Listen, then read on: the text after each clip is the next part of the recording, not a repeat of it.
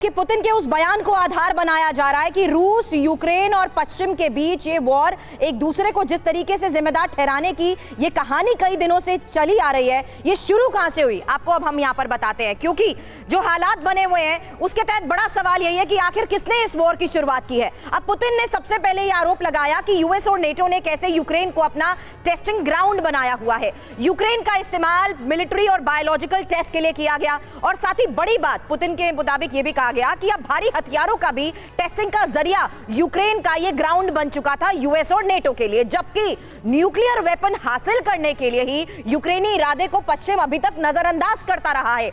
अब इसी के बाद यूक्रेनी रक्षा अधिकारी की तरफ से यह बयान सामने आया कि पुतिन अब वॉर छेड़ने का ठीकरा जल्द से जल्द यूएस और नेटो पर भी फोड़ सकते हैं। सर, यह बात इस आधार पर कही गई है, ये कहते हुए कि वो दिन भी दूर नहीं है जिस दिन पुतिन ये कह दे कि यूक्रेन के साथ वॉर शुरू की है यूएस और नेटो ने। ये सभी मछली किसानों को बेबी फिश सप्लाई करके महीने का 2 लाख कमा रहे हैं। आपको भी करना है ये बिजनेस? तो फ्रीडम ऐप को अभी डाउनलोड करें। जिनके लिए यूक्रेन एक ऐसा ग्राउंड था जहां पर अभी तक अपनी रणनीति के तहत सिर्फ और सिर्फ अपने वेपन्स का इस्तेमाल किया जाता था। आपको इसमें लगता है कि सच्चाई है और ऐसा संभव है?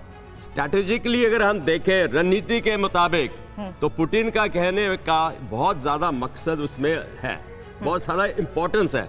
क्यों? पोस्ट 1991 के बाद रशिया को कॉर्नर करना, एक उसको कोने में टिकाना यूएस और नेटो कंट्रीज का मुद्दा रहा और उसको अचीव करते हुए यूक्रेन तक पहुंच गए। बेशक यूक्रेन नेटो का मेंबर नहीं रहा, पर कई सालों से 2014 के बाद नेटो कंट्री के साथ उसकी मिलिट्री ट्रेनिंग, उसके पास मिलिट्री इक्विपमेंट आती रही है, तो वो काफी मिले हैं उनके साथ। क्यों? क्योंकि वो रूस के बिल्कुल दरवाजे खिड़की के ऊपर पहुंचना चाहते हैं, अपने हथियार वहां पे लगाना चाहते हैं और रूस को एक बहुत बड़ा थ्रेट था।